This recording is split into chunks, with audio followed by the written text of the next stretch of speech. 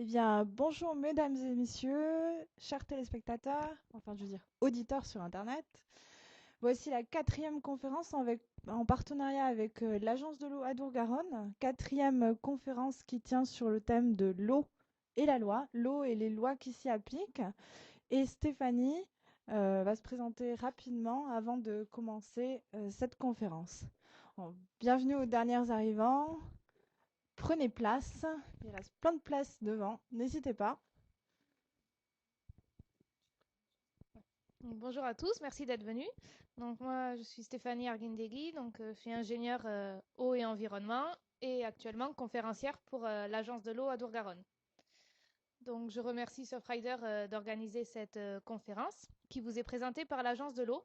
Donc juste en deux mots, l'agence de l'eau est un établissement public qui dépend de deux ministères, celui de l'écologie et du développement durable et celui des finances. Et son but est de lutter contre la pollution et pour la protection des milieux aquatiques. Donc, bien sûr, nous y reviendrons au cours de cette conférence. Et tout d'abord, une petite introduction. Donc, je me présente également, Antidia Torres, je fais partie du service juridique et environnement de Surfrider Fondation Europe. Et je souhaitais, juste pour poser un petit peu le cadre de cette intervention sur l'eau, faire le lien avec la mer et les espaces maritimes notamment. Alors, il faut savoir qu'au niveau des espaces maritimes, la mer qui nous entoure, différentes zones sont identifiables, mais il n'y a pas forcément de loi qui s'y applique, il n'y a pas forcément toujours un droit qui s'y applique. Comme vous le voyez, au bout des petites flèches rouges, il y a high seas, donc la haute mer. Sur cette zone-là, eh bien, il n'y a pas de loi qui s'applique, ou sinon l'obligation de secours en mer pour les navires. Si on veut regarder en termes de proportion, justement, les zones sur lesquelles s'applique une loi, eh bien, ce sont les zones oranges sur cette nouvelle slide. Les zones oranges qui, au final, ne sont pas la majorité de notre planète, mais bien en dessous de ce qu'on peut espérer. Donc, les eaux sous souveraineté sont bien minoritaires, mais elles vont nous intéresser plus particulièrement parce qu'il y a plein de distinctions. Si vous regardez un petit peu cette nouvelle slide, avec toutes ces jolies couleurs, chaque couleur représente un droit différent. Si on regarde la zone verte, c'est une zone de protection écologique spécifique qui est en Méditerranée. Si on regarde la zone rouge du côté de la Grèce, c'est la haute mer. Pas du tout de droit. Si on regarde plus près de la rive sud de la Méditerranée, il y a une baie tout en rose qui, à nouveau, est un autre droit applicable. Et puis, il y a différentes zones qui vont être subdivisées au sein de cette Méditerranée. Donc ce petit patchwork pour vous indiquer qu'au final, il y a de nombreux régimes juridiques, de nombreuses obligations différentes et elles vont être régies soit par des conventions internationales, donc vous en avez quelques-unes comme les conventions régionales de Barcelone pour la Méditerranée, HELCOM, Helsinki pour la mer du Nord ou OSPAR également. L'ensemble de ces initiatives sont des conventions internationales, mais l'Europe aussi vient se mêler de ces affaires-là au travers notamment de la directive cadre stratégie pour le milieu marin. Alors, juste pour vous donner une petite idée de l'étendue de notre expansion juridique sur la mer, vous voyez la convention OSPAR, donc qui est la ligne la plus haute pour ceux qui sont au fond ou qui sont sur Internet, qui ne voient pas forcément très bien. La convention OSPAR va aller jusqu'en haute mer. La directive 4 stratégie milieu marin, qui elle est une directive européenne, va s'arrêter à la limite de la zone économique exclusive. Zone économique exclusive, ça veut dire 200 000 marins. Ce qui va nous intéresser aujourd'hui, c'est ce qui se passe entre les eaux intérieures, c'est-à-dire à l'intérieur des terres, et la mer territoriale, soit 12 000 marins ou plus ou moins 24 kilomètres. Là est traitée la directive cadre eau vient s'appliquer et Stéphanie donc va nous donner plus de détails sur justement toutes ces réglementations qui s'appliquent à l'intérieur des terres et qui sont différentes, qui ont évolué dans le temps et qui s'améliorent d'année en année, mais aussi grâce à l'intervention du législateur européen et des ONG dans le cadre du Grenelle de l'environnement. Stéphanie? Donc, juste avant de commencer la conférence, je vous propose de regarder un petit film qui reprend en fait tout ce que l'on va voir.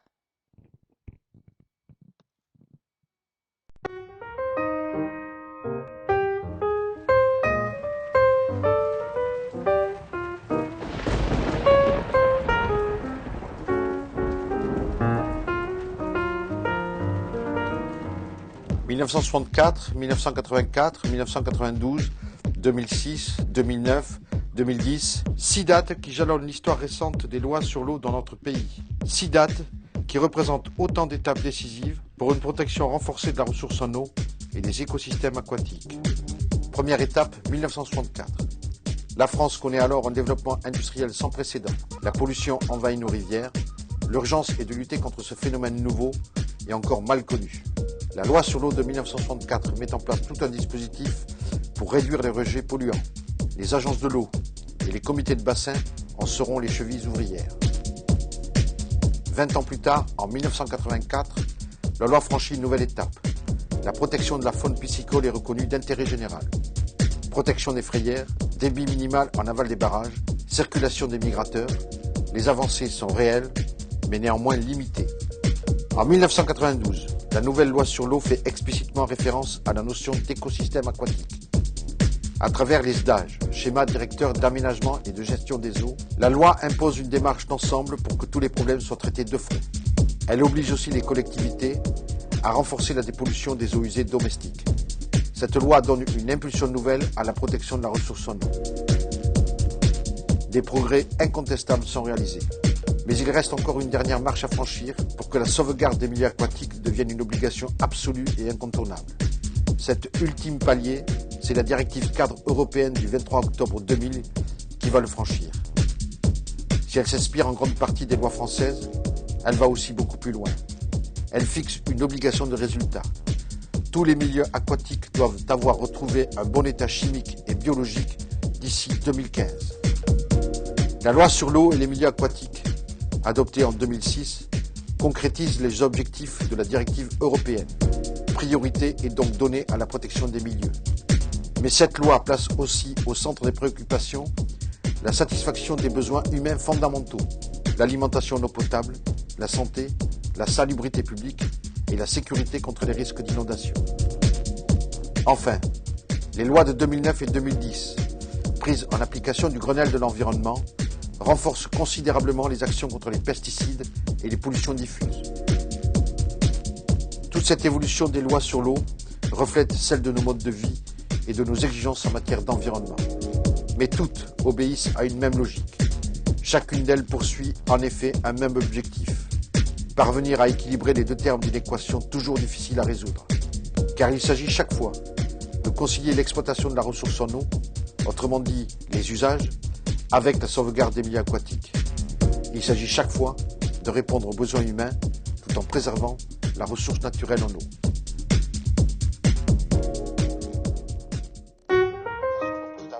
La santé, la salubrité publique et la sécurité contre les risques d'inondation. Enfin, les lois de 2009 et 2010, prises en application du Grenelle de l'environnement, renforcent considérablement les actions contre les pesticides et les pollutions diffuses. Toute cette évolution des lois sur l'eau reflète celle de nos modes de vie et de nos exigences en matière d'environnement. Mais toutes obéissent à une même logique. Chacune d'elles poursuit en effet un même objectif. Parvenir à équilibrer les deux termes d'une équation toujours difficile à résoudre. Car il s'agit chaque fois de concilier l'exploitation de la ressource en eau, autrement dit les usages, avec la sauvegarde des milieux aquatiques. Il s'agit chaque fois de répondre aux besoins humains tout en préservant la ressource naturelle en eau.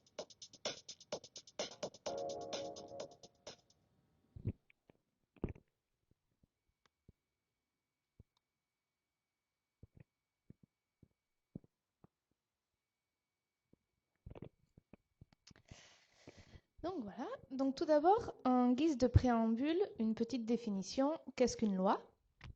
Donc, selon la Constitution de la Ve République, une loi est un texte qui est adopté par le Parlement, donc c'est-à-dire par l'Assemblée nationale et le Sénat. Et une loi définit des contraintes, des obligations, des droits qui s'imposent à tous.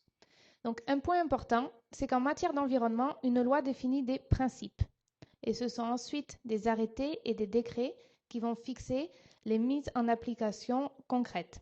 Donc, il faut distinguer le législatif qui dépend du Parlement et qui définit des principes, et le réglementaire qui définit les modalités concrètes de mise en application et qui dépend de l'exécutif, donc du président et du Premier ministre. Autre point important, c'est que toutes les règles législatives et réglementaires sont depuis 2000 codifiées dans le Code de l'environnement. Donc la partie législative a été codifiée en 2000 et la partie réglementaire en 2007. La partie législative, c'est 1150 articles qui viennent de 39 lois différentes. Et la partie réglementaire, c'est 3000 articles qui viennent de quelques 900 décrets et 10 000 arrêtés. Ce qui est bien dans le Code de l'environnement, si on veut retrouver qu'est-ce qui est loi ou qu'est-ce qui est règlement, bien devant chaque article, il y a L et le numéro ou R et le numéro, ce qui fait qu'on peut retrouver l'œuvre du législateur ou l'œuvre d'un arrêté ministériel ou d'un décret. Donc c'est assez simplifié. Donc en ce qui concerne ce que nous allons voir aujourd'hui, comme vous l'avez vu sur le film, nous allons détailler chaque loi, donc en ne s'intéressant toujours qu'aux principes, donc entre 1964 et le Grenelle de l'environnement. Et nous finirons par par voir quelles ont été les applications directes de ces lois sur les rivières du bassin Adour-Garonne.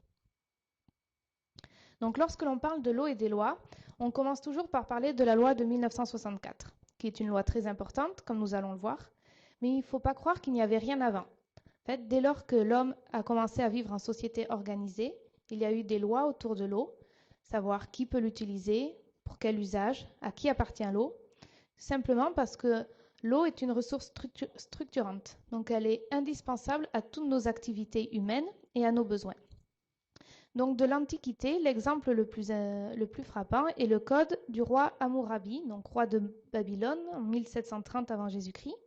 Et en fait, il s'agit d'une stèle longue de 2 mètres sur laquelle environ 300 articles étaient inscrits, dont plusieurs parlaient de l'eau.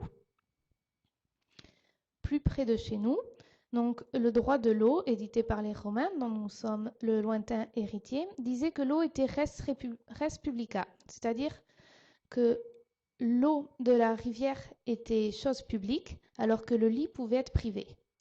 Et nous avons toujours cette distinction en ce qui concerne les cours d'eau non domaniaux, donc qui n'appartiennent pas à l'État. Et cette distinction entre les cours d'eau domaniaux et non domaniaux nous vient de l'histoire. Puisque sous l'Ancien Régime, on distinguait les cours d'eau navigables et flottables des cours d'eau non navigables et non flottables. Donc les premiers appartenaient au roi et les seconds appartenaient au seigneur.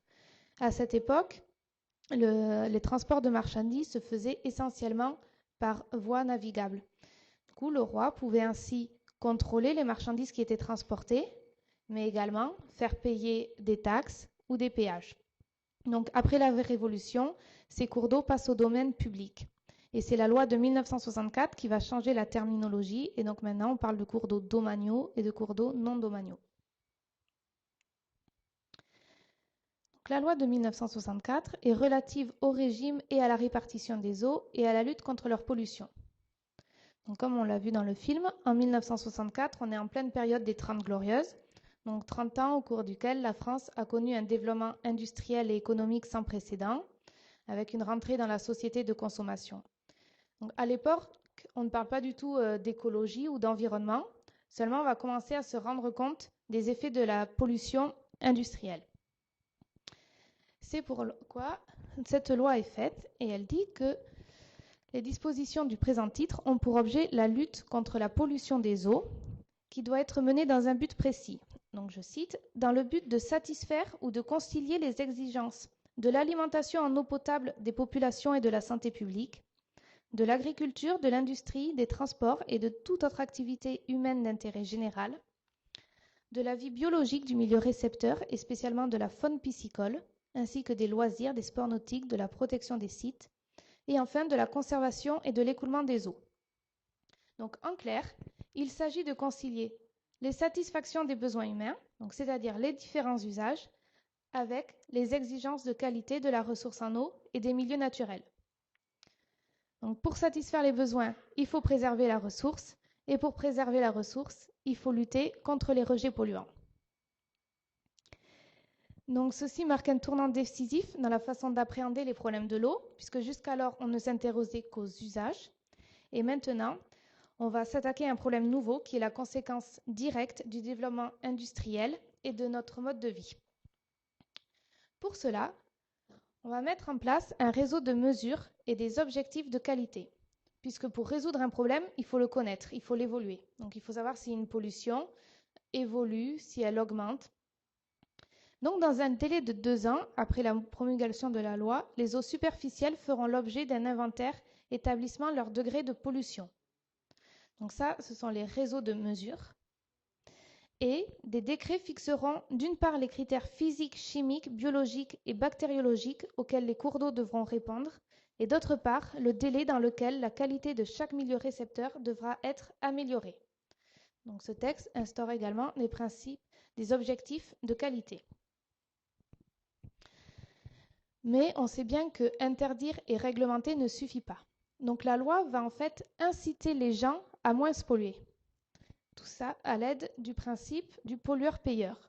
Donc qui consomme ou pollue l'eau paye, et qui dépollue ou crée une réserve en eau est aidé.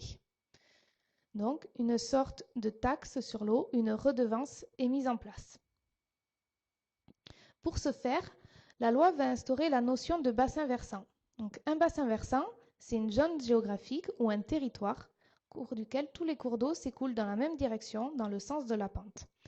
Et le bassin versant d'un fleuve englobe le bassin versant de tous ses affluents. Ce qu'il faut bien comprendre, c'est lorsqu'un point noir de pollution apparaît en amont du bassin, il va affecter tout ce qui se passe en aval. La France va donc être découpée en 6 grands bassins hydrographiques autour des 6 grands fleuves français.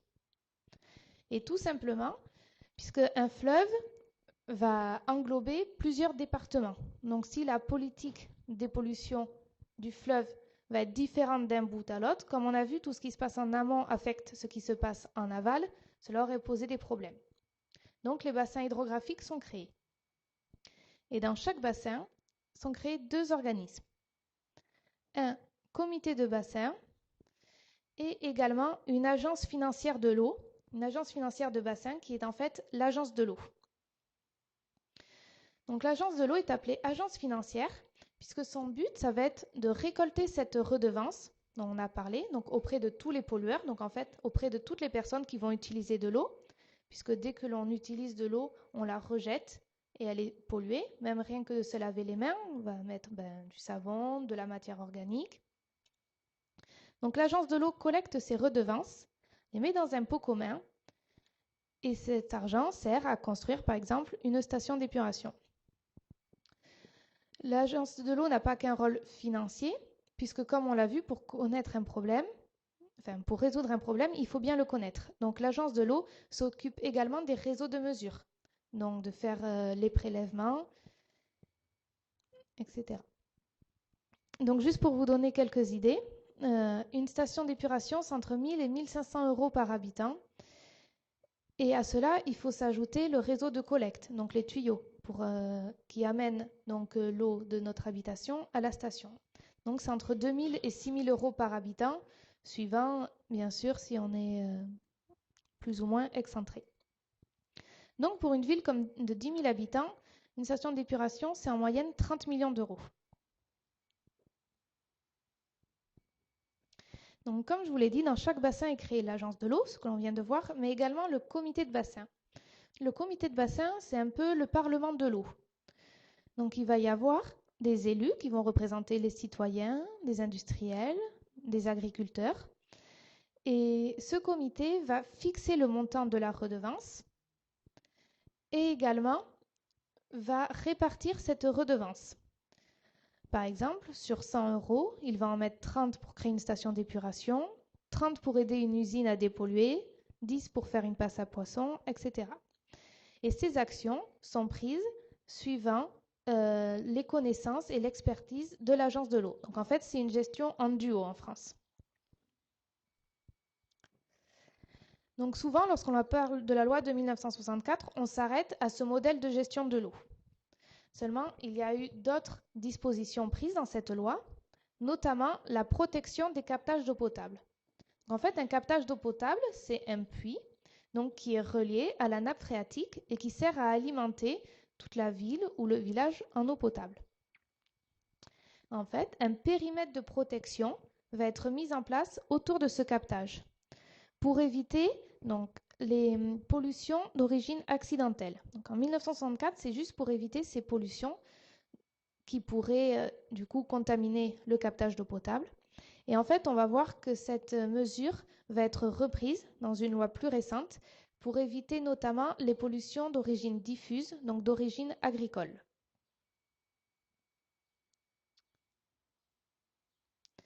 Également, la loi va donner une responsabilité aux collectivités.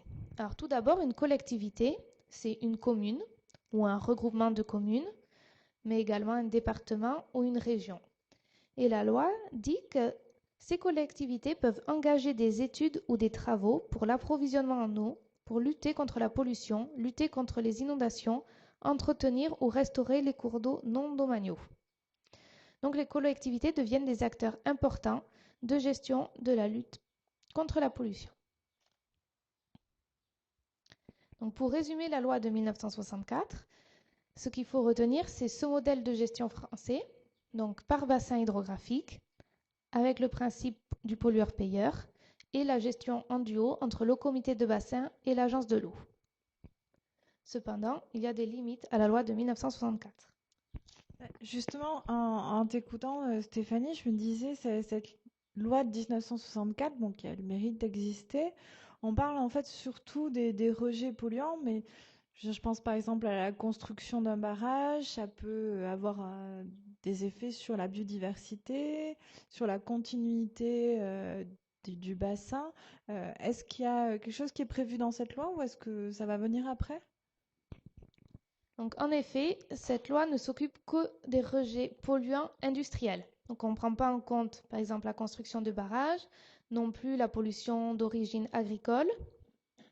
Et surtout, la loi prend également en compte que les eaux superficielles, et encore pas tous, puisque les zones humides ne vont pas être prises en compte, et encore moins donc les nappes souterraines.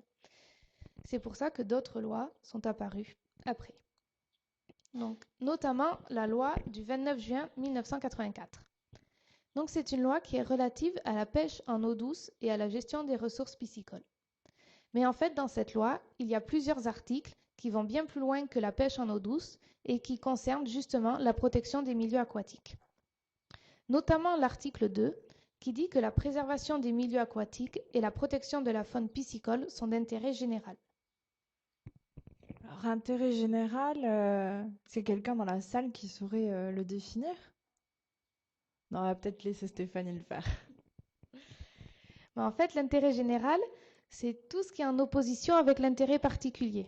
Donc, pour prendre un exemple, vous êtes pressé, vous avez un rendez-vous, vous êtes en retard, vous êtes en ville, donc vous avez envie de rouler à plus de 50 km/h.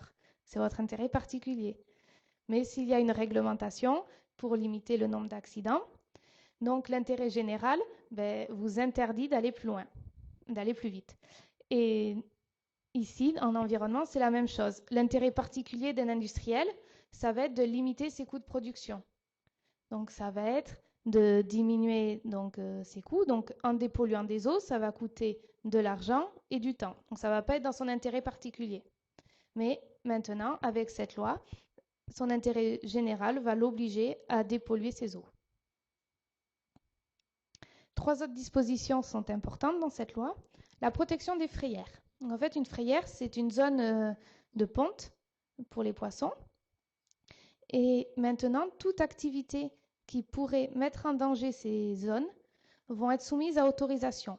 Il va y avoir donc une procédure assez longue et le préfet donnera ou non l'autorisation pour toute activité.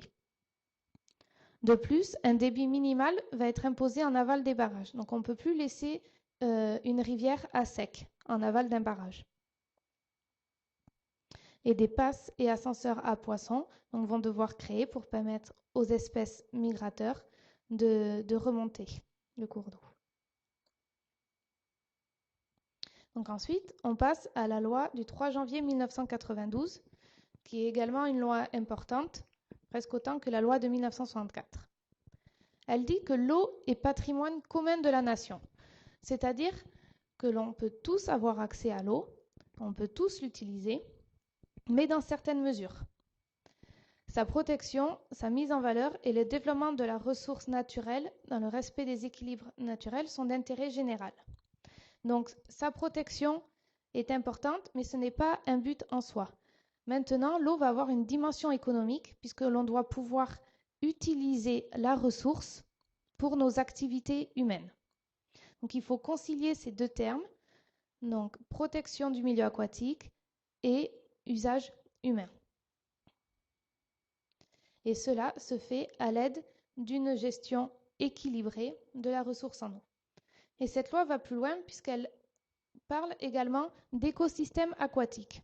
Donc maintenant, on ne va plus voir l'eau comme un fluide qui coule, mais on va prendre en compte tous les êtres vivants dans la rivière. De plus, à partir de maintenant, tous les systèmes aquatiques vont être pris en compte. Donc notamment les zones humides, qui sont par exemple des marécages, des prairies inondables, et également les eaux souterraines. Donc la loi de 1992 va renforcer les contraintes réglementaires pour toute action qui présente un risque pour la ressource en eau ou pour les milieux aquatiques. Donc comme on l'a vu, il n'y a pas que les rejets polluants qui altèrent la qualité d'un cours d'eau, mais également le fait de prélever de grandes quantités d'eau. Donc dans notre bassin, le principal problème de ces prélèvements, c'est pour l'irrigation, puisqu'entre mai et septembre, 70% des prélèvements sont consacrés à l'irrigation. Or, c'est la période où les rivières ont déjà leur niveau d'eau le plus bas. Donc en fait, on accentue ces débits d'étiage et on met en danger la faune piscicole. Mais également, lorsque l'on construit un quartier ou des routes, en fait, on va diminuer l'infiltration dans le sol et modifier le ruissellement des eaux. Donc on voit ici que toute activité qui va modifier la ressource en eau va être prise en compte par cette loi. Donc c'est l'article 10. Et ces activités vont devoir subir une étude assez longue pour voir comment ne pas mettre en danger la ressource en eau. Enfin, la loi va mettre un grand coup d'accélération dans le traitement des eaux usées domestiques. Puisqu'il faut savoir que jusqu'en 1992, les villes n'avaient pas forcément de station d'épuration. Et lorsqu'elles en avaient une, elle était souvent sous-dimensionnée. Donc la loi de 1992 va obliger les communes à mieux traiter leurs eaux usées et en fait cela va devenir une compétence obligatoire.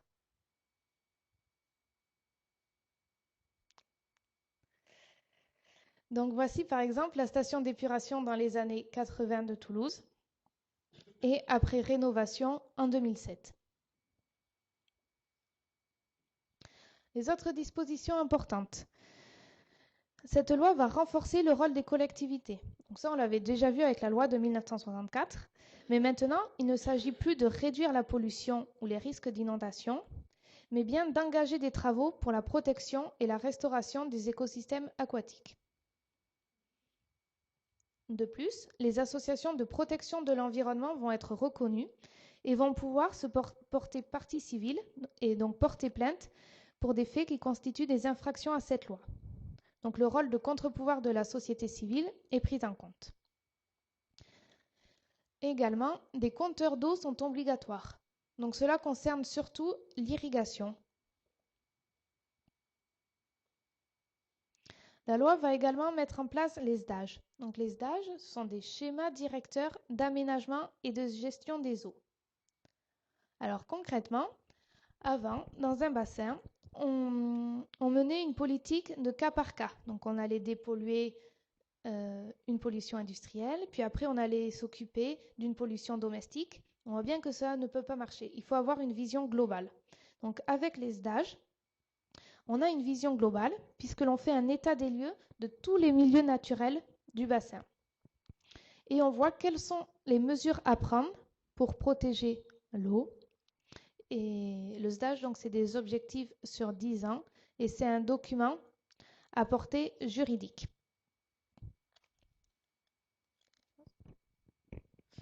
À portée juridique, ça veut dire obligatoire pour les gestionnaires du bassin. Ça veut dire qu'il est vraiment contraignant et s'il n'est pas respecté, justement, ces associations qui peuvent se porter partie civile peuvent dénoncer le non-respect de ce DAGE.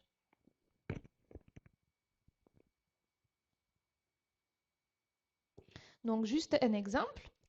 Donc, un des problèmes dans le bassin Adour-Garonne, c'est ce que je vous disais, c'est la gestion des débits d'étiage. Donc, lorsque le niveau devient beaucoup trop bas, donc notamment en été, donc une des mesures prises par le SDAG, c'est d'augmenter les accords avec les propriétaires des barrages hydroélectriques afin d'alimenter les rivières en été par ces réserves d'eau. Donc en fait, la loi de 1992, c'est l'eau est patrimoine commun de la nation. On prend en compte tous les milieux aquatiques. Et des contraintes réglementaires sont renforcées. Le traitement des eaux usées domestiques est accéléré. L'instauration des SDAG. Et après, tout un tas de mesures, comme les compteurs d'eau obligatoires pour tout prélèvement non domestique, le contre-pouvoir de la société civile avec les associations de protection de l'environnement et le rôle des collectivités. Donc là, on voit bien dans cette loi de 92 que c'est vraiment la gestion quantitative de l'eau, qu'est-ce qui se passe quand il y a de la sécheresse, comment on fait en sorte pour que la ressource soit disponible et que le milieu naturel soit dans le meilleur état possible. Peut-être que ça suscite des questions chez les internautes, chez vous, dans la salle. Est-ce qu'il y a des questions?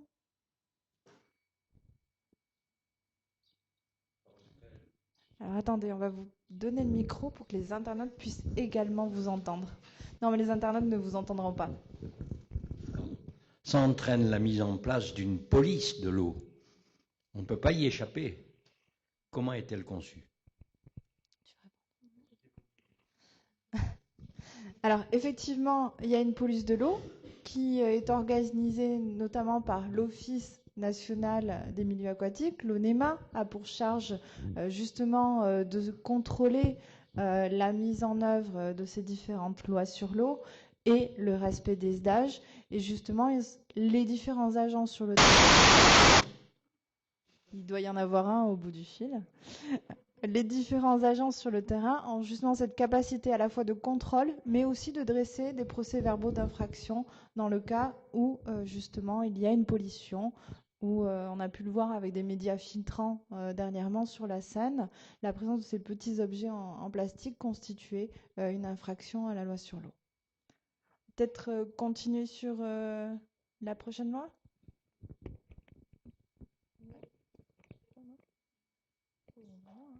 C'est une question? Non? Très bien. Alors maintenant, on va parler de la directive cadre européenne, donc la directive cadre sur l'eau du 23 octobre 2000. Tu veux la présenter? Qu'est-ce qu'on entend par directive cadre européenne? Directive cadre, comme son nom l'indique, le but c'est d'encadrer. Donc elle va avoir une vocation très générale. C'est comme la directive cadre stratégie pour le milieu marin. Elle a une vocation de planification générale. Elle va poser un calendrier pour les États membres et elle va leur donner des lignes directrices pour mettre les normes en place pour un meilleur état écologique des eaux. Alors là, c'est les eaux douces, mais ça existe également donc pour les eaux marines.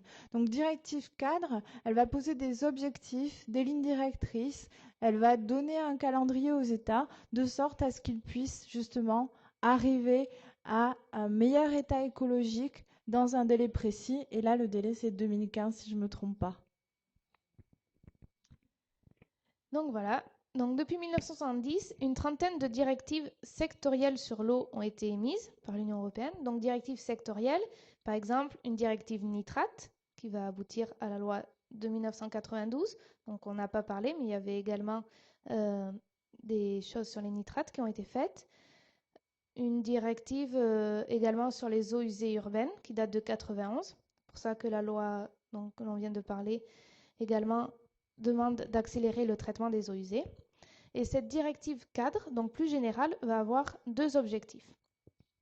Donc tout d'abord, elle va généraliser le modèle français donc à toute l'Europe. Donc ça on le sait peut-être pas, mais c'est le modèle de gestion français qui a été pris pour exemple. Donc le modèle de gestion français, je vous rappelle, c'est les bassins hydrographiques, le principe du pollueur-pollueur, pollueur-payeur, merci. Le système de gestion en duo. Donc tout cela a été imposé aux autres pays membres de l'Union. Mais il y a également un autre objectif imposé par cette DCE, c'est le bon état écologique des milieux aquatiques d'ici 2015. Donc d'ici 2015, tous les milieux aquatiques doivent avoir retrouvé leur état d'avant une activité humaine. Donc on sait très bien que pour certains cours d'eau fortement modifiés, par exemple lorsqu'un barrage est présent dessus, on ne retrouvera jamais l'état d'avant cette construction. Mais par exemple, s'il y avait des poissons migrateurs au XIXe siècle, on doit en retrouver. Donc on parle dans ce cas-là de bon état potentiel écologique. De plus, on comprend bien que le bon état écologique de la Garonne lorsque c'est un torrent de montagne va être différent du bon état lorsque c'est un fleuve tranquille chargé de nutriments. Il faut donc définir ce qu'est le bon état écologique. Donc pour cela, on va utiliser deux paramètres. Un paramètre physico-chimique, donc ça va être par exemple concentration en oxygène, en nitrate, en pesticides, et un paramètre biologique, donc avec tous les êtres vivants qui peuplent le milieu. On va donc définir la notion de masse d'eau qui, en fait, va permettre de répertorier ensemble des eaux similaires. Il va y avoir des lacs superficiels, des eaux souterraines. Donc sur le bassin Adour-Garonne, on compte 2567 masses d'eau superficielles et 105 masses d'eau souterraines.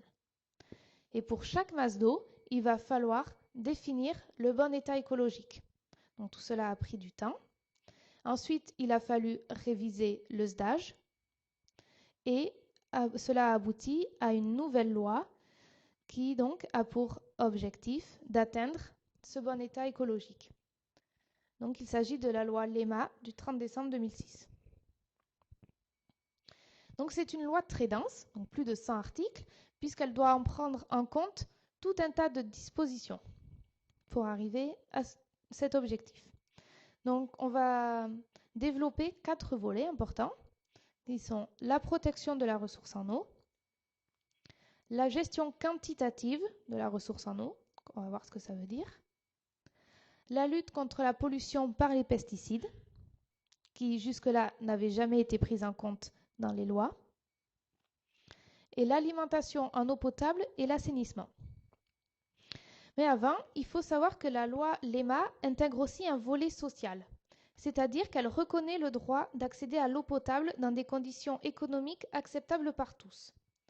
Donc en fait, cette loi intègre dans le droit de l'eau une disposition qui est inscrite dans le Code de l'action sociale et de la famille, selon laquelle toute personne en difficulté a droit à une aide de la collectivité pour disposer de la fourniture d'eau et, en cas de non-paiement des factures, la fourniture d'eau est maintenue jusqu'à ce qu'on ait traité sa demande. Donc ce n'est pas le volet le plus important de la loi, mais cela fait partie de l'article 1er. Alors maintenant, on va voir ce qui concerne la protection de la ressource en eau. Donc toujours pour atteindre cet objectif de la DCE, il va falloir sauvegarder et conserver tous les cours d'eau qui sont en bon état écologique. Il va falloir également protéger contre toute activité qui pourrait nuire à ce bon état. Et il va falloir renouveler, dépolluer donc tous les cours d'eau qui n'atteignent pas ce bon état. Donc, pour conserver et sauvegarder, la loi va classer les cours d'eau en trois catégories. Donc, ceux qui atteignent le bon état écologique et ceux qui sont des réservoirs biologiques, donc importants pour cet objectif de qualité. Donc, dans ces types de cours d'eau, aucune activité donc, qui est un obstacle à la continuité écologique ne pourra être construite. Donc, c'est notamment les barrages. Mais pas seulement, c'est aucune activité.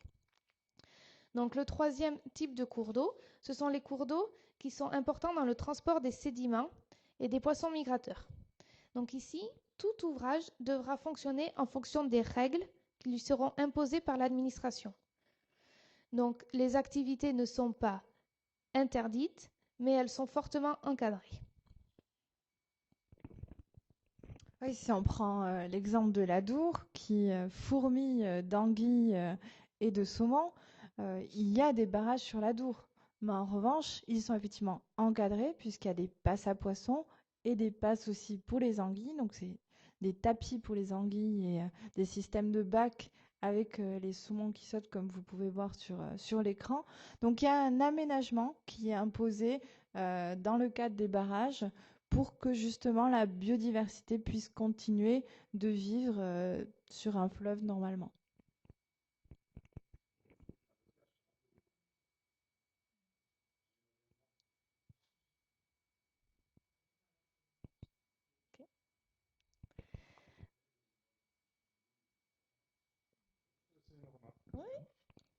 Oui, c'est gentil, je vous remercie pour cette présentation et vous le ramenez du global au local. Je ferai une petite réserve sur le fait que la France a conditionné les autres Européens à adopter son principe de bonne gestion de l'eau. Quand on voit les condamnations de la France en cour de justice européenne pour non-respect de la réglementation à l'eau, ça ramène ça exige un peu plus d'humilité. Mais puisque vous le ramenez au local, les médias infiltrats, on les a sur les plages, là, pratiquement à tout échange de marée. Et en ce qui concerne l'Adour, il ne faut pas oublier qu'en septembre 2011, les préfets des Landes et des Pyrénées-Atlantiques ont pris un arrêté interdisant la commercialisation, ça concerne les pêcheurs professionnels, dont on les a éliminés de leur profession, enfin de leur métier, et de consommer les poissons de l'Adour et des gaves, parce que, entre autres, imprégnées des polychlorobiphéniles, c'est cette huile qu'il y a dans les transformateurs, qui sont le fruit d'une non-maîtrise industrielle. Vous avez parlé du principe pollueur-payeur. En la circonstance, ça n'a pas été le cas, puisque ces poissons sont imprégnés de ces produits qui peuvent amener à des conséquences sanitaires si on les consomme. Et donc, les textes sont là, mais la pratique, la police de l'eau sur Bayonne, il y avait 5 personnes pour travailler à ce service.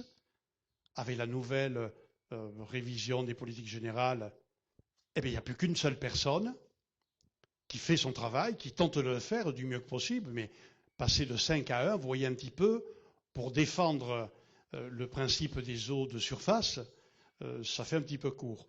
Donc je voulais vous apporter cette observation, si vous permettez, puisque il y a quand même du débat sur la gestion de l'eau avec l'agence de l'eau, entre autres, sur le Pays Basque, puisque actuellement est en train de se mettre en place le SAGE. Alors, c'est plus le SDAGE, c'est le schéma d'aménagement et de gestion des eaux, mais peut-être avez-vous prévu d'en parler, donc ça me semble intéressant d'en faire, parce que c'est un document qui sera présenté au public, le SAGE côtier basque, ça va de la Bidassoa à l'embouchure de l'Adour, et ça prend en compte tout le bassin versant qui part des sources vers l'océan. Ce qui va vers les fleuves, vers la Nive et l'Adour, ce sera un autre SAGE. Et ce SAGE, les associations y siègent. Nous y sommes, nous, en tant que CEPANSO, comme nous sommes au comité de bassin Adour-Garonne, comme nous sommes présents par France Nature Environnement au comité national de l'eau. Et nous n'avons de cesse de dénoncer le poids et le lobby agricole, le poids et le lobby industriel, qui encaissent beaucoup et qui ne payent pas en contrepartie la même proportion que payent les usagers, cette proportion que l'on retrouve dans nos factures d'eau. Quand on tourne, une fois qu'on nous a indiqué combien on avait à payer, il y a les lignes indiquées, où il y a les taxes, taxes à l'assainissement, taxes à la consommation d'eau, bien évidemment, et tout ce qui comporte le prix de l'eau. Mais je dis bien, on n'est pas dans un équilibre où les pollueurs payent. C'est nous, les usagers, les plus nombreux, qui payons pour eux. Et eux, on ne leur a même pas fait respecter le fait d'appliquer ce qui était leur devoir, de ne pas rejeter notamment les PCB dans le milieu naturel. Voilà où nous en sommes. En 2000, il y avait 70 pêcheurs professionnels sur les Sueurs de Adour. En 2010, il n'y était plus que 36. Aujourd'hui, il n'y en a plus que 14 parce qu'ils vont également en mer. C'est ceux qui les sauvent. Ils travaillent un petit peu les poissons migrateurs. Mais on a un résultat lamentable dans la gestion de l'eau, et notamment des gaves et de l'Adour. Et j'ai le regret de le dire, je ne veux pas entacher le débat, hein, mais c'est pour vous dire l'importance, effectivement, ce que vous avez dit, que nous en prenions conscience, les citoyens, et qu'il faut reconquérir cette qualité des eaux, et ne pas en rester aux seuls stages qui ne visent que 60% des eaux. Nous, les associations, nous demandons que 100% des eaux soient prises en considération pour qu'on retrouve un bon état écologique si c'est possible.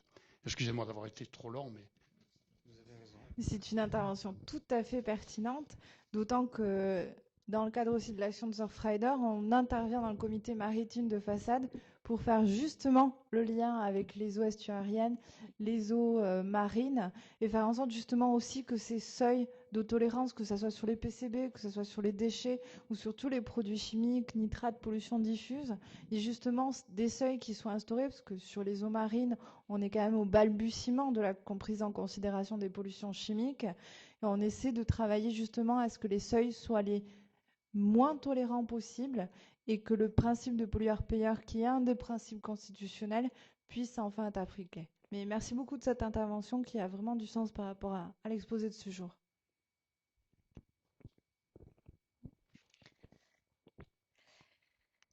Donc, comme on disait, il va falloir conserver et sauvegarder les eaux qui sont en bon état écologique et préserver et protéger également. Donc, pour cela, un des dispositifs pris en compte est d'imposer un débit minimum plus important en aval des ouvrages, puisque cela, on l'avait déjà vu avec la loi de 1984.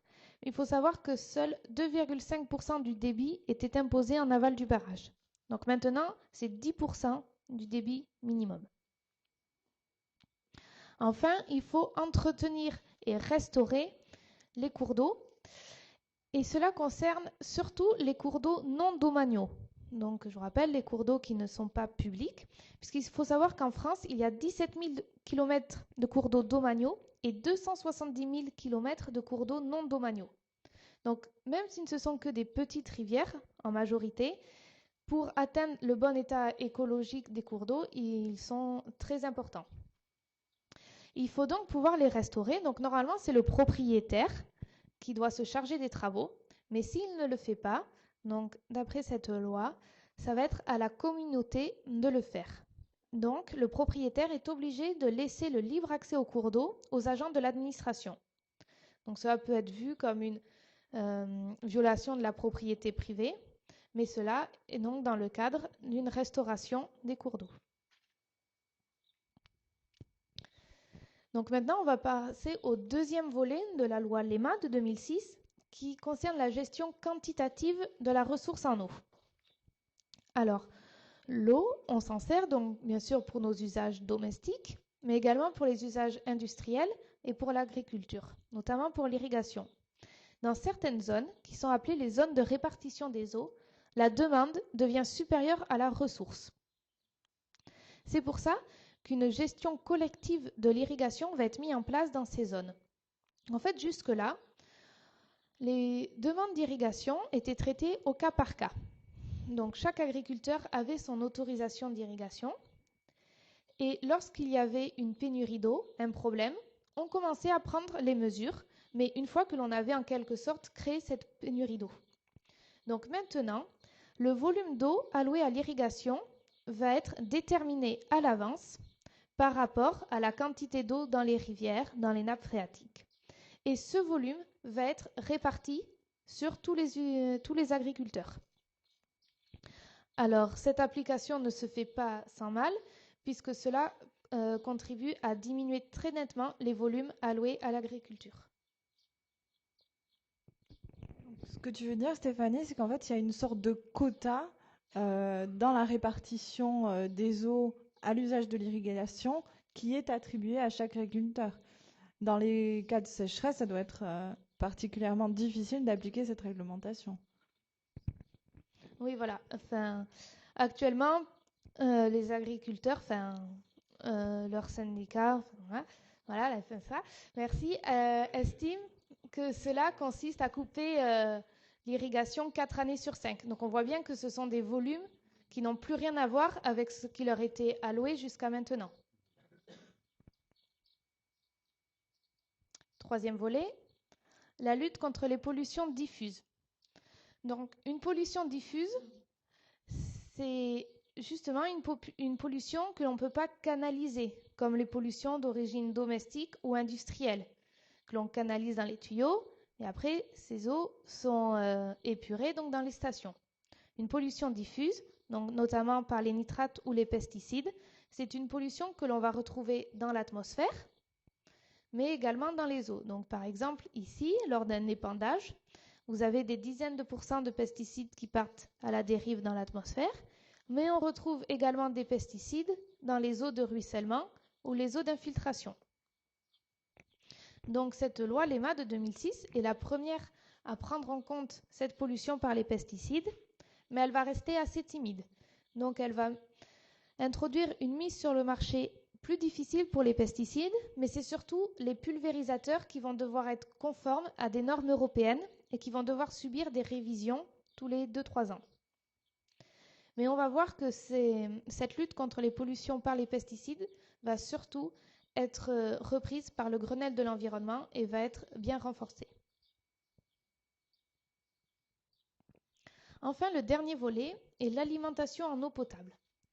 Donc la gestion équilibrée doit permettre en priorité de satisfaire les exigences de la santé et de l'alimentation en eau potable de la population. Donc jusque-là, l'alimentation en eau potable ne représentait qu'un des axes de la gestion équilibrée, donc au même titre que la protection des milieux aquatiques. Mais maintenant, elle va primer sur tout le reste. Cela va être mis en priorité. Donc on va voir apparaître la notion de captage prioritaire, qui vont être donc des sources d'approvisionnement qui peuvent être menacées par des pollutions diffuses notamment. Et cette loi va également renforcer l'assainissement non collectif. Puisque donc en ville, nous sommes un assainissement collectif, relié à une station d'épuration, mais à la campagne, cela se fait par une fosse septique. En fait, avec la loi de 1992 et le traitement des eaux usées domestiques, les communes devaient délimiter les endroits d'assainissement collectif et d'assainissement non collectif et avaient un devoir de contrôle sur ces fosses. Cependant, il n'y avait pas de délai de mise en conformité. Donc avec cette loi, il y a un délai de 4 ans qui est imposé à toutes les collectivités. Ce que tu veux dire par là, c'est que tout le monde est concerné finalement par cet assainissement. À la fois au niveau collectif, mais aussi chacun en particulier doit être raccordé à ce système. Tout le monde doit être raccordé à un système d'assainissement.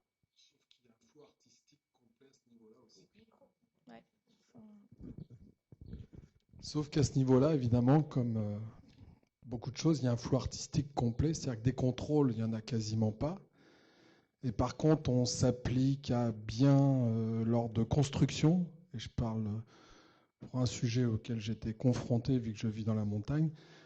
Je pense que si on contrôlait les gens, il n'y a aucune fosse septique, je veux dire, qui est en état de fonctionnement, sans parler de celle où il n'y en a absolument pas du tout.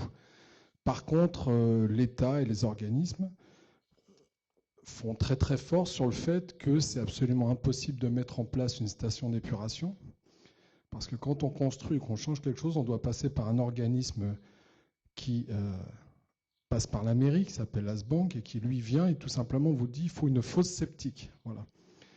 Alors que depuis 2003, au niveau européen, la France a le droit de se doter de mini-stations d'épuration. Ça a été voté au niveau européen. Mais tant que les grands, je ne vais pas les citer, n'ont pas pris la part totale du marché. On passe par le consortium Lafarge qui contrôle les faux septiques. Et voilà. Donc voilà, il y a un flou artistique à ce niveau-là, comme beaucoup de choses. Il y a plein de bonnes volontés, mais voilà, ça, je suis bien placé parce que je l'ai pratiqué. Et il faut savoir que par contre, j'ai pu mettre une fosse septique, une station d'épuration, parce qu'en fait, on a le droit de placer une station d'épuration, sachant que la maison que j'ai, on me l'a vendue comme s'il y avait une fosse septique qui n'a jamais existé. Et la mini station d'épuration que j'ai mise, une fois qu'elle est posée, aucun organisme d'État n'a le droit de me la faire déposer. Voilà. Donc vous voyez, dans tous les sens, c'est voilà. Par contre, les fosses septiques, dans quelques temps, sur les mini-stations d'épuration, tout est prévu parce que elles vont se commercialiser de la même façon que les fosses septiques. Mais à partir du moment où la réglementation pour certains sera mise en place et intéressera ceux qui vont prendre les parts de marché. Voilà. C'était juste pour voilà, rétablir un petit peu aussi pareil de l'ordre, même si ce que vous avez dit est pertinent. Voilà. Merci pour cette intervention. Peut-être une intervention des internautes? Toujours le calme ici, il y a beaucoup de chaises pleines et beaucoup d'attention aussi. Alors les fosses septiques, l'assainissement, ça a aussi un impact sur les eaux de baignade, puisque c'est une pollution qui elle, est bactériologique. Donc c'est un thème qu'on a déjà vu dans une autre conférence. Ceux qui étaient déjà là, je vous invite à la revoir en streaming.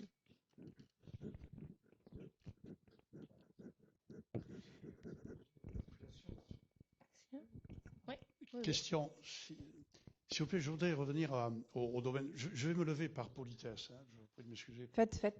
Par derrière. Je voudrais revenir sur l'irrigation. Alors, j'ai une question, je ne vous demande pas d'apporter toute la réponse exhaustive parce que. Merci. Mais qui dit irrigation dit arrosage aussi.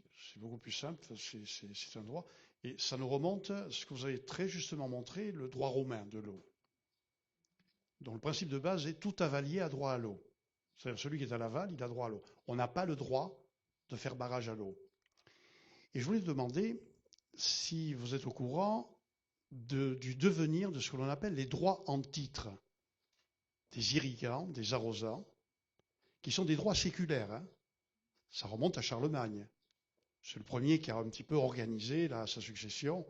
Vous savez qu'il a tranché l'Europe verticalement et il a remis en exergue le droit romain de l'eau. Et il y a dans nos campagnes des habitants, c'est dans les actes notariés, des droits en titre sur l'eau, c'est-à-dire qu'on ne peut pas leur enlever. Si une collectivité veut aménager, veut faire changer d'orientation à un terrain, elle ne peut pas si ces droits en titre l'interdisent, puisque le droit de l'eau, le fil de l'eau doit être conservé à la fois dans son débit et dans son espace. Alors c'était ma question. Est-ce que vous êtes au courant sur ce devenir des droits en titre? Alors, en particulier sur ce type de droit, non. En revanche, dans la législation, il y a toujours un principe, c'est que le droit spécial va primer sur le droit général. Donc à partir du moment où il existe des prérogatives qui sont spécifiques avec un régime bien spécifique, comme vous le disiez, sur les droits en titre, a priori, il devrait primer sur un système qui est plus général, sauf à être remis en cause explicitement. Ce qui n'est pas le cas dans les législations actuelles, que ce soit les directives, que ce soit les lois, ne rentrent pas dans ce détail-là. Oui, merci beaucoup déjà pour votre réponse. Alors, si vous permettez, la question relève des exigences européennes sur la continuité écologique. Vous avez parlé des saumons, des anguilles, les barrages. Et à l'heure actuelle, il y a une association ici dans les Pyrénées-Atlantiques des moulins. Les moulins, c'est très beau, c'est une activité locale, non délocalisable. Et cette association se bat pour conserver non seulement leur droit de travailler l'eau, c'est-à-dire produire de l'électricité ou faire tourner des machines. Il semblerait qu'il y ait une pression qui vienne de l'Europe. Au nom de la continuité écologique, il faudrait enlever les barrages et notamment atteindre le fonctionnement des moulins. Est-ce que vous êtes au courant de ça? Est-ce que vous avez une approche là-dessus? Alors, je n'ai pas d'informations à ce sujet sur le fait de la remise en cause des moulins, justement, des particuliers par rapport à justement la continuité hydromorphologique et des bassins. En revanche, ce ne serait pas étonnant que des lobbies énergétiques puissants que nous ne citerons pas seraient intéressés par faire cesser l'activité de particuliers. Oui. Ce ne serait pas étonnant. C'est pour ça que la continuité écologique peut être appréciée selon effectivement les décisions économiques. Tout à fait. Donc il faudra surveiller ça de près. Merci.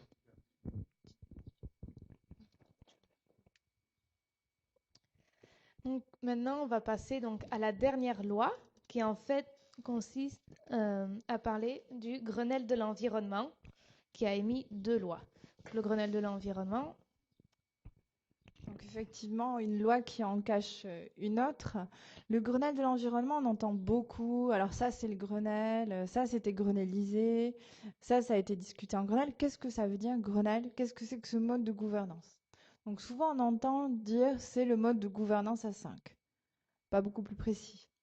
On entend gouvernance à 5, en fait, par rapport à la représentation des gens qui ont négocié ces textes. Donc il y a en réalité 5 collèges qui vont se retrouver autour de la table pour discuter du texte. Donc dans les 5 collèges, on retrouve le collège des professionnels, donc le patronat. Par exemple, dans le cas de l'eau, il peut y avoir les agriculteurs, la FNSEA. Ensuite, il y a le collège des élus, donc ce sont les représentants des sénateurs, des députés, des autorités locales, ça peut être l'ANEL, Association nationale des élus du littoral. Donc c'est différents élus qui vont se retrouver et représenter leurs concitoyens. Il y a le collège des syndicats, donc au niveau social, CFDT, CGC, CFTC, CFO, je vais essayer de tous les citer, CFDT. Donc également qui ont des représentants, et ce de manière complètement, on va dire, équitable, du moins en termes numériques. Donc collège social, collège des élus, collège du patronat, collège de l'État, puisque l'État est là aussi pour amener sur la table des sujets sur lesquels les différents acteurs vont rebondir en faisant des propositions, contre-propositions. Et le dernier collège qui est celui des associations de protection de l'environnement. Et tous ces différents collèges, tous ces représentants vont négocier des engagements de la part de l'État. Et ces engagements, dans le meilleur des cas, deviennent une loi, deviennent un décret, sont concrétisés au jour le jour pour chaque citoyen au quotidien. Donc voilà, ce Grenelle de l'environnement, initié en 2007, a 2 volets principaux. Donc, une meilleure protection des milieux aquatiques et une lutte contre la pollution diffuse. Donc, en ce qui concerne la protection des milieux naturels, le Grenelle de l'environnement va mettre en place les trames bleues qui vont permettre d'enrayer la perte de la biodiversité en participant à la préservation et à la gestion et à la remise en état des milieux nécessaires aux continuités écologiques, tout en prenant en compte les activités humaines et notamment agricoles en milieu rural. Le Grenelle va également permettre une meilleure préservation des zones humides, puisque en particulier les collectivités vont pouvoir devenir propriétaires fonciers afin d'assurer les travaux de remise en état, donc à l'aide d'une aide financière de l'Agence de l'eau. Le Grenelle met en place également la protection de 131 espèces végétales et animales et la protection des eaux littorales. En ce qui concerne la lutte contre les pollutions diffuses, donc le Grenelle va définir 500 captages d'eau potable qui vont être dits prioritaires. De plus, il va généraliser des actions, notamment qui permettaient la lutte contre les nitrates. Donc, il faut savoir que pour lutter contre la pollution par les nitrates, des zones ont été définies. Donc, ce sont des zones où la concentration dans les eaux des nitrates est supérieure ou va l'être prochainement aux 50 mg par litre. Donc, dans ces zones étaient appliquées tout un tas de mesures et le Grenelle va généraliser une partie de ces mesures à tout champ agricole, même en dehors de ces zones, notamment les bandes enherbées et la couverture des sols en automne. Les bandes enherbées, Ça consiste en fait à laisser entre le champ et le ruisseau 5 mètres d'herbe pour qu'en fait les nitrates qui proviennent des engrais que l'on dépose dans le champ, qui vont ruisseler, soient captés par cette herbe plutôt que de finir directement dans le ruisseau. De même, la couverture des sols en automne permet en fait de laisser pousser n'importe quel végétal sur le champ et ces plantes vont ainsi capter le surplus de nitrates et donc d'engrais. Donc d'un côté, on essaie d'encadrer et de limiter l'utilisation donc, des engrais et des pesticides pour limiter la pollution diffuse. Et d'un autre côté, on va essayer de promouvoir des techniques alternatives, d'autres types d'agriculture qui permettent de ne pas utiliser ces pesticides, notamment l'agriculture biologique qui en 2020 doit représenter 20% de l'agriculture française. Le Grenelle va renforcer toutes ces lois avec un plan qui est nommé Ecophyto 2018 et qui permet notamment la suppression des espèces les plus dangereuses de pesticides.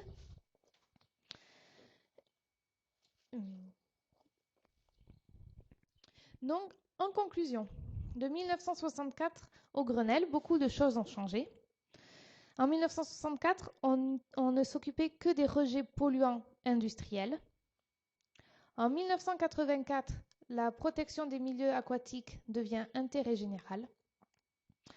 En 1992, tous les milieux aquatiques sont pris en compte, toutes les activités à risque pour la ressource en eau, et le traitement des rejets domestiques est accéléré. Avec la DCE donc de 2000 et donc la loi de 2006, le but est d'atteindre l'objectif du bon état écologique des milieux aquatiques. La satisfaction des besoins humains est dit prioritaire. Et enfin, le Grenelle renforce la protection des milieux et renforce la lutte contre les pollutions diffuses. Donc toutes ces lois, c'est bien beau, mais comme on a vu déjà par des interventions, quelles vont être les applications concrètes donc, dans nos rivières et est-ce que cela suffit? Que reste-t-il à faire? Etc. Donc on va voir la situation dans le bassin Adour-Garonne. Donc rapidement, le bassin Adour-Garonne, c'est le grand quart sud-ouest de la France, donc 1/5 de la superficie française, 4 fleuves, la Adour, la Garonne, la Dordogne et la Charente, et en tout 120 000 km de cours d'eau. Donc ces lois ont permis des avancées concrètes dans la mesure où en 30 ans, alors déjà il faut savoir que lorsque la loi de 1964 a été émise, il a fallu un certain nombre d'années pour que cela se mette en place. Donc il a fallu recruter les gens pour l'agence de l'eau, mettre en place les réseaux de mesure, voir où étaient les problèmes, etc. Donc tout ça, c'est pas fait du jour au lendemain. Donc en 30 ans, en gros de 1980 à 2010, donc la pollution par les industries a diminué de 57%. Et en 1965, il y avait environ 500 stations d'épuration donc, qui s'occupaient de la pollution d'1 million d'équivalents habitants. Donc en 2005, il y a 3500 stations qui peuvent donc s'occuper de la pollution de 9 millions d'équivalents habitants. En ce qui concerne les objectifs de qualité, donc en 1971, 16 points de mesure étaient atteints, donc sur 130. En 2006, c'est 88 points de mesure atteints. Et les points noirs du SDAGE de 1996 ont tous, eux, été résorbés. En ce qui concerne les poissons migrateurs, il y a 2 fois plus de saumon entre 1995 et 2010. On est passé de 4 500 à 10 500. Et le déficit structurel en eau, donc ce déficit hydrique, où la demande est supérieure à la ressource, était de 650 millions de mètres cubes en 1996. Donc il a été diminué, mais pas résorbé, puisqu'il est encore de 250 millions de mètres cubes. Donc en fait, on se rend compte qu'il reste quand même pas mal. Okay. Voilà, donc il reste beaucoup de choses à faire, puisque 0,4% des eaux du bassin sont en très bon état et 47,5% en bon état. Donc, il faut voir que plus de la moitié encore des eaux n'atteignent pas le bon état écologique. Donc, ce qui reste à faire, c'est surtout la lutte contre les pollutions agricoles, puisque c'est aussi ce qui a le moins de recul. La pollution d'origine domestique date de 1992, donc maintenant elle est bien maîtrisée. Donc, c'est la pollution d'origine agricole et ce déficit de la structure en eau, donc la gestion quantitative. Ce sont les 2 points qui restent à faire. À prioriser justement. Et on le voit, le défi est majeur. On est en 2012, l'objectif est pour 2015. La moitié de l'objectif est pratiquement atteint, mais le chemin reste encore important à gravir. J'ai sous les yeux la définition de la pollution selon la directive cadre stratégie milieu marin. Je voulais en débattre avec toi. L'introduction directe ou indirecte dans le milieu marin par suite de l'activité humaine de substances ou d'énergie, y compris de sources sonores, sous-marines, d'origine anthropique, qui entraînent ou susceptibles d'entraîner des effets nuisibles pour les ressources vivantes, les écosystèmes marins, et notamment un appauvrissement de la biodiversité, des risques pour la santé humaine, des obstacles pour les activités maritimes et notamment la pêche, le tourisme, les loisirs, ainsi que les autres utilisations légitimes de la mer, une altération de la qualité des eaux du point de vue de leur utilisation, une réduction de la valeur d'agrément du milieu marin, ou globalement une altération de l'utilisation durable des biens et des services marins. Donc là, on voit aussi que l'activité de loisirs, d'autres sources de pollution sont identifiées. On n'est pas tout à fait encore à ce niveau-là pour ce qui est des eaux douces. Donc, on n'est pas encore à ce niveau-là. Et après, il faut savoir que dans cette conférence, tout n'a pas été présenté non plus. Oui, une question ? Oui, j'avais une question sur est-ce que vous avez des chiffres assez précis, parce qu'on avait une réflexion, vu que j'ai un ami qui est agriculteur, et c'est vrai que ce n'est pas pour défendre les agriculteurs, parce que tout le monde est dans le même panier, vu que ça concerne chaque individu. On parle tout le temps de l'agriculture, mais est-ce que vous avez des chiffres comparables et en termes de résultats et quantifiables, par exemple sur les métaux lourds, parce que les entreprises, on n'en parle pas souvent, et par exemple sur les oestrogènes qui en rivière et autres, voilà, ça c'est nous, et c'est quand même un gros problème. Dans la dangerosité, est-ce que c'est quantifiable aussi ? Est-ce que vous pouvez nous en parler ou succinctement, mais nous donner 2-3 exemples en comparaison par rapport aux nitrates et à la problématique de l'agriculture. Je ne vais pas être en mesure de donner des chiffres précis, mais notamment donc, les pollutions dues aux médicaments, aux hormones, etc. Donc ça, c'est une nouvelle problématique, donc c'est vraiment quelque chose d'émergent. Notamment, le plus gros problème, c'est que les stations d'épuration arrêtent très mal, voire n'arrêtent pas ces polluants. Donc, on les retrouve de plus en plus dans les eaux. Donc, c'est vraiment quelque chose qui est à l'ordre du jour, c'est-à-dire qu'il y a des études en cours qui sont en cours en ce moment pour quantifier ce problème et également pour mettre en place justement des procédés pour essayer de prendre en compte ce système de pollution. Donc c'est quelque chose qui est vraiment très émergent, donc on n'a pas encore assez de recul, je pense. Enfin, c'est sûr. Je n'ai pas de chiffres comme ça à communiquer, mais c'est quelque chose qui est pris en compte en ce moment. Donc, Une question de nos internautes. Rémi ? Il lui faut le micro. Si vous pouvez passer le micro, s'il vous plaît. Maïté a levé la main. Alors, on va lui donner la parole à Maïté. C'est juste qu'il y a une question sur Internet. On aimerait faire passer l'internaute en priorité, puisqu'ils sont face à leurs écrans. Question de Tibop. Bonjour, avez-vous connaissance d'actions entreprises en justice pour lutter contre le problème de la pollution de l'agriculture, par exemple les algues vertes en Bretagne ?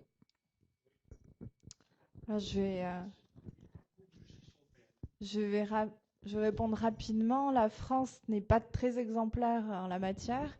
Et il y a eu déjà de nombreuses condamnations de la France pour non-respect de la directive relative aux nitrates, mais aussi mauvaise application de la directive cadre eau.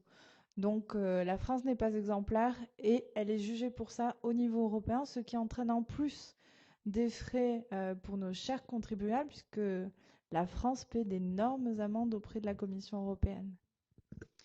Je voudrais parler question dans la salle. Ah, pardon, excusez-moi. Allez-y. Je voudrais parler des stations d'épuration. Effectivement, à Biarritz, on a construit une station d'épuration, c'était obligatoire, mais chaque habitant, on compte 1 500 € par habitant. Or, il se trouve qu'à Biarritz, moi je peux faire ça, hein. Il se trouve qu'à Biarritz, il y a 25 000 habitants en hiver, mais il y en a 250 000 en été. Donc la station d'épuration a été faite pour 25 000 habitants. Conclusion, en été, on jette tous les déchets à la mer, et c'est justement à ce moment-là qu'il y a le plus de baigneurs. Alors qu'est-ce que vous en pensez? La station d'épuration est sous-dimensionnée. En fait, la station d'épuration, donc, je n'ai pas connaissance de cette station en particulier. Enfin, de ce problème. Que les déchets sont transportés directement dans la mer. Ah oui, oui, non, je suis tout à fait d'accord. Pour les surfeurs. Oui, oui.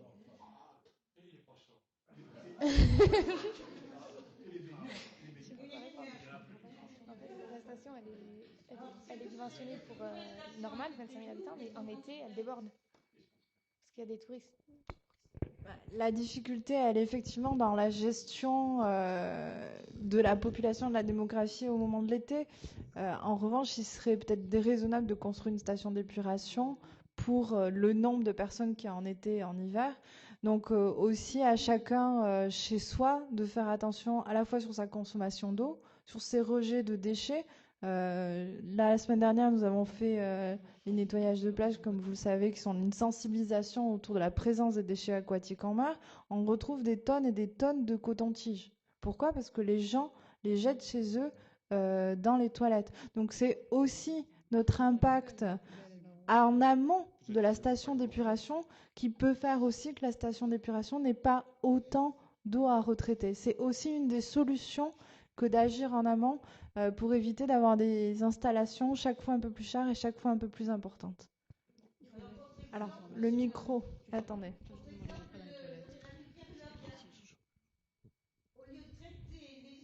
Si vous ne prenez pas le micro, vous ne respectez pas les internautes qui nous écoutent. Je vous demanderai de bien vouloir. Voilà, merci. Je prends l'exemple de l'Uabia. Au lieu de traiter les eaux à la source, on le fait à l'embouchure. C'est-à-dire que l'eau polluée est versée directement dans la mer, là aussi. Merci pour les baigneurs et les pêcheurs.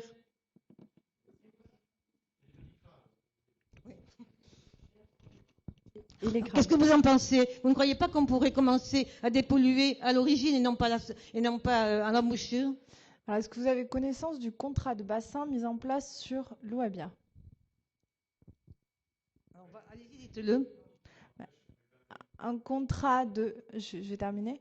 Le contrat de bassin permet, a priori, en mettant l'ensemble des gestionnaires autour de la table, les associations et autres, de mettre en place un système de gestion, justement, de ces différentes pollutions, d'essayer de retrouver à la source, justement, des problèmes d'assainissement, parce qu'il y en a en amont de l'Ouabia, des problèmes relatifs à la fois à la pollution bactériologique, parce que c'est l'un des phénomènes majeurs sur cet effluent.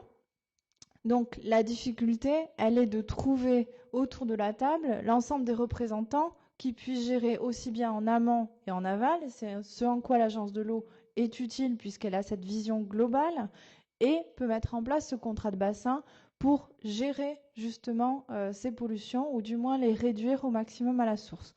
Donc ça, c'est un des premiers points, c'est le contrat de bassin sur l'Ouabia qui est quand même quelque chose qui vient, qui est relativement récent, pour lequel on s'est battu pendant des années, aussi bien avec les pavillons noirs, avec le laboratoire de test, avec les échantillonnages qu'on a pu faire.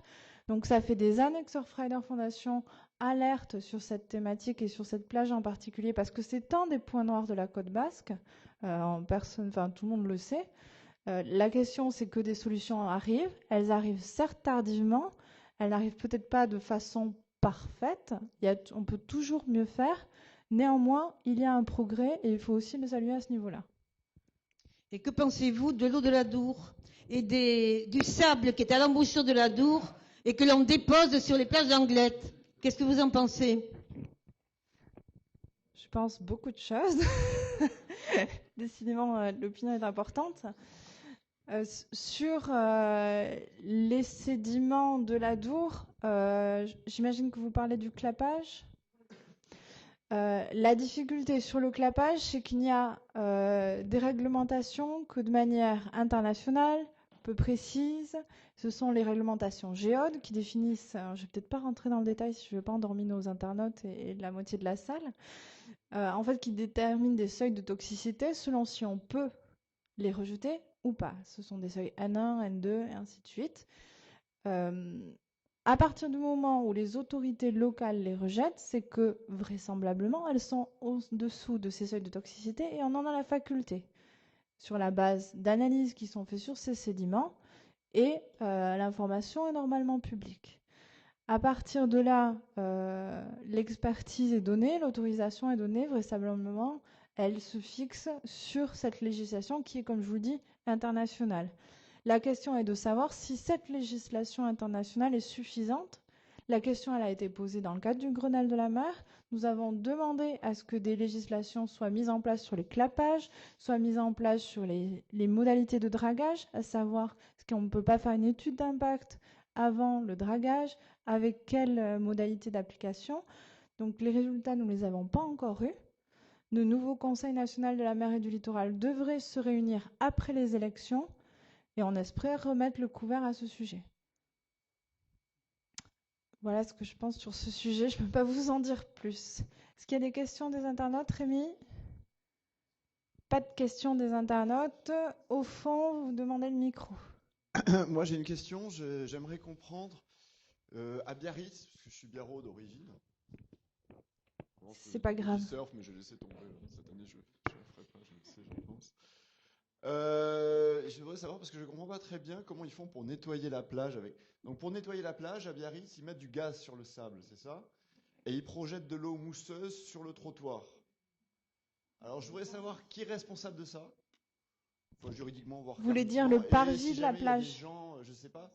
Si les syndicats, par exemple, j'imagine qu'il y aura des syndicats, la mairie de Biarritz, qui font quelque chose pour que ça change. Comment faire pour que ça change? Parce que ça ne peut pas continuer comme ça. Pour moi, c'est une aberration, quoi. J'essaie de les contacter, ils devaient me rappeler, ils m'ont jamais rappelé. J'essaie de les contacter, ils devaient me rappeler, ils m'ont pas rappelé.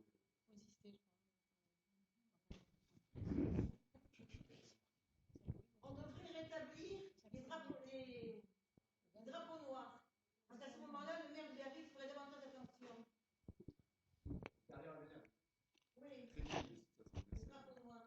C'est très bien quand tous les ans d'exposer. Là, le maire de Biarritz rendait tous les ans, c'est très bien. Chaque année, ils sont plébiscités, toujours désirés, mais pas encore réélus. Est-ce qu'il y a d'autres questions en lien avec la qualité de l'eau? Pourquoi personne ne pense à utiliser des animaux? Excusez-moi, Des animaux? mais je pose la question. Pourquoi on n'utilise pas des animaux pour collecter les ordures, une charrette avec des bœufs? C'est une question de politique publique, hein. Rien ne vous empêche après d'assister au conseil municipal pour poser des questions au moment du conseil municipal. C'est aussi à ce moment-là que les décisions se prennent. Une autre question dans la salle? Je souhaitais revenir sur la lutte contre les pesticides.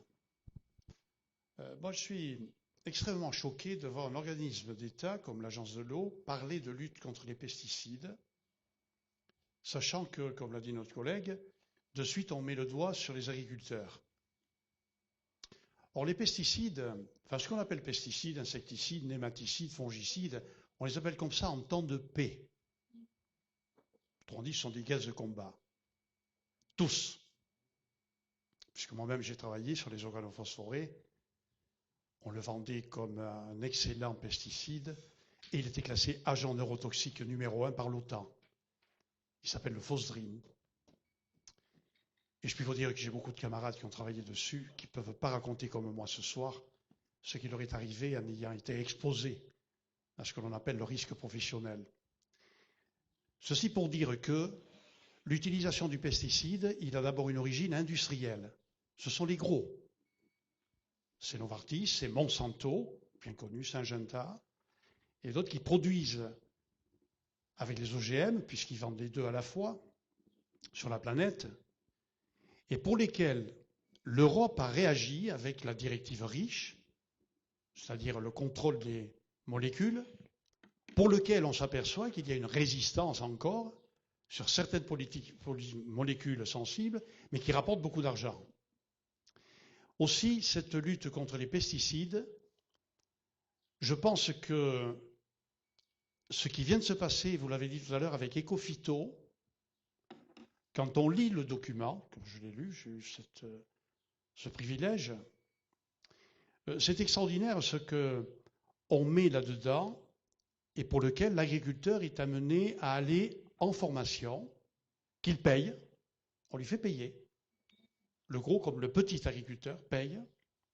C'est organisé bien évidemment par la Chambre d'agriculture et en général par la FNSEA.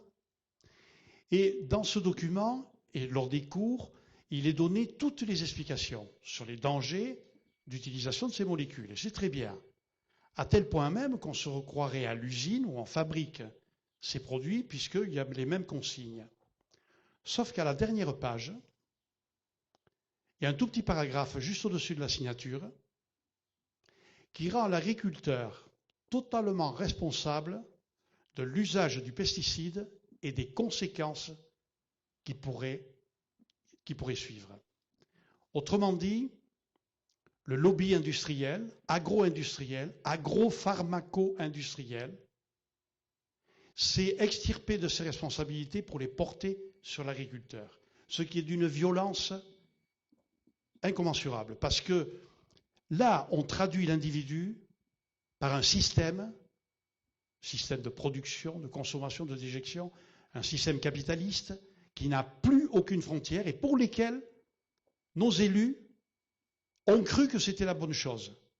Alors c'est déjà pas mal de former les agriculteurs à se protéger vis-à-vis des produits qu'ils utilisent. Mais enfin, posons-nous la question, à quoi sert d'utiliser tous ces pesticides, certes pour nous nourrir, c'est ce que l'on nous vend au salon d'agriculture.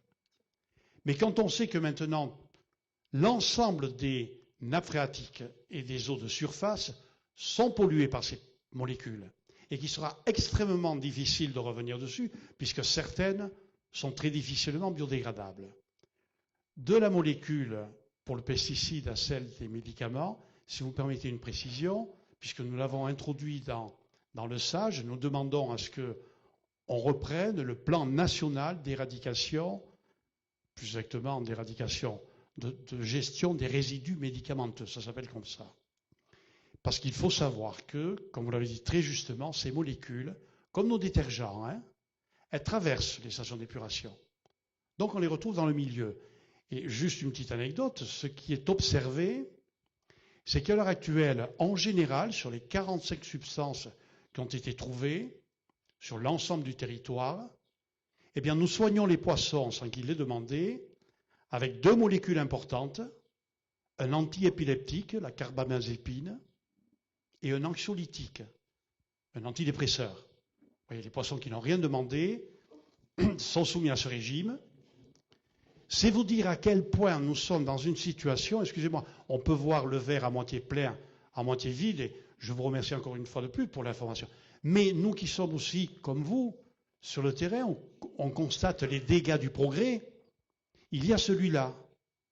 Et qu'est-ce que veut dire les directives, les textes, toutes nos réunions, elles sont bien. Mais alors qu'il y a ce danger, quand vous pensez qu'on interdit de commercialiser, de consommer le poisson de la Dour juste à l'embouchure, que vaut le poisson sur la digue des Cavaliers, à Anglette? Quand on en est à privilégier dans l'affaire de l'UABIA à Bidart la directive eau de baignade, alors qu'elle n'est que directive fille, en dessous de la directive cadre eau, je pense que vous me confirmez, c'est elle qui fixe. On est peut-être à l'orée de voir la fermeture des plages, comme dit Maïté, non pas pour les déchets solides, mais peut-être aussi pour des contaminations dont on ne se rend pas encore suffisamment compte, alors qu'il y a des alertes. Ces alertes, elles sont l'impact sur la santé. Dès lors qu'on va au contact de ces molécules, qui sont en général des perturbateurs endocriniens, faut observer qu'aujourd'hui éclate au grand jour que l'épidémie de diabète et d'obésité, de certains diabètes et d'obésité, aurait pour origine, puisque c'est l'INVES qui est en train, et l'INSERM est en train d'étudier, mais les signaux d'alarme ont été donnés, sont en train de révéler cette relation entre cette épidémie et les perturbateurs endocriniens, entre autres.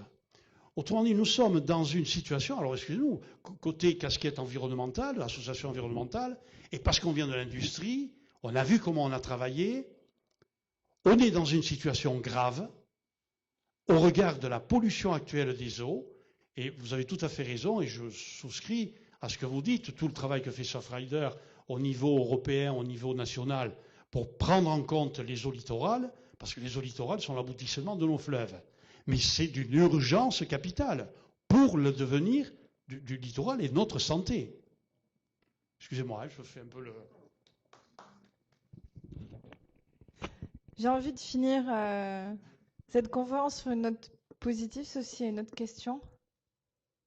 Non, c'était pour juste compléter ça et Je dire finirai quand même que sur une note positive. la problématique aujourd'hui est très, très, très complexe. Pourquoi? Parce qu'au milieu de tout ça, il y a l'homme. Et l'homme, c'est nous. C'est les gens qui sont dans cette salle. Les solutions parfaites, elles sont compliquées. Et il faut comprendre que, par exemple, dans l'océan, tous les ans, les pollutions individuelles de gens qui sont dans l'eau, et même des copains, je leur fais remarquer, et il y a des gens qui savent qu'au niveau analyse, tous les ans, lorsqu'il y a un festival qui se produit à la plage d'Ibaritz, comme par hasard, quelques jours après, il faudrait tout fermer. Ça veut dire que les toilettes qui sont là, tout le monde va dans l'eau. Et tous les gens qui vont dans l'eau à ce moment-là sont des gens de Biarritz, de Bidart, de touristes, de Bordeaux, de partout.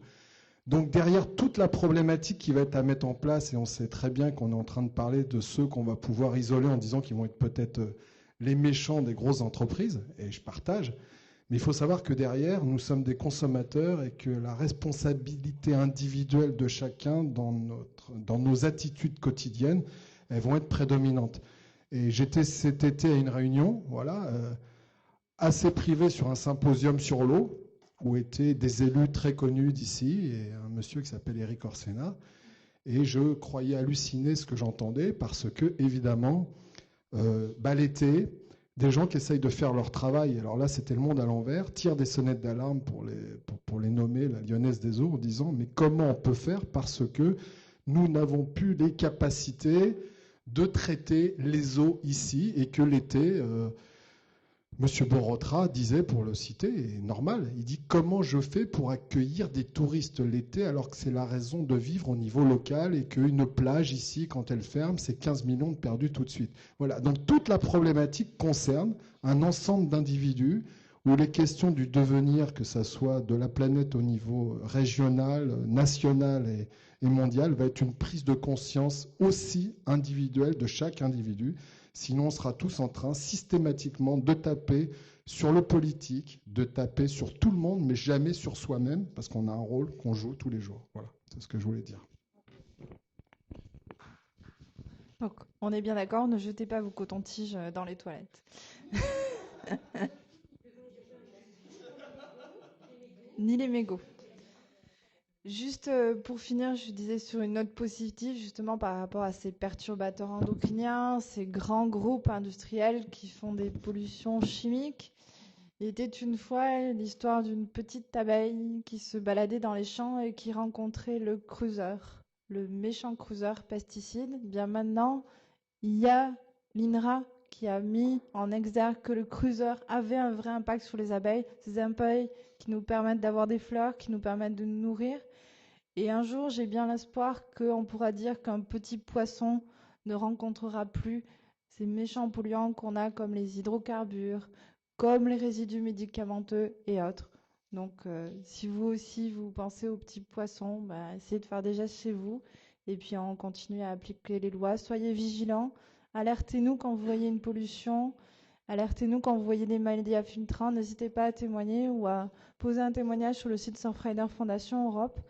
Merci encore pour l'attention des internautes collés à l'écran. Merci à vous tous dans la salle. N'hésitez pas à aller au Royal ce soir, parce qu'il y a un film qui continue la thématique de la conférence et vous serez dans les temps. Water. Et à très bientôt, j'espère, pour la prochaine conférence qui aura lieu le 5 juin et qui parlera des rivières. Bonne soirée à tous.